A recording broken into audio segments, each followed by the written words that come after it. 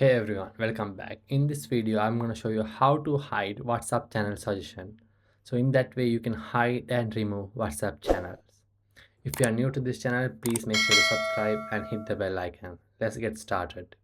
First thing first, go to App Store, search for a WhatsApp,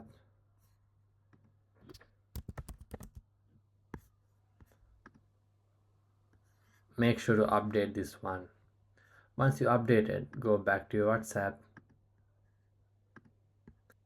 and click the updates, and you can see option called find channels to follow. In that you can see all the channels is suggest. If you want to hide, you can click this arrow mark and all the channels will be hidden. In case that arrow is not showing here, so what you can do, you can go to the channels you already following and unfollow those channels.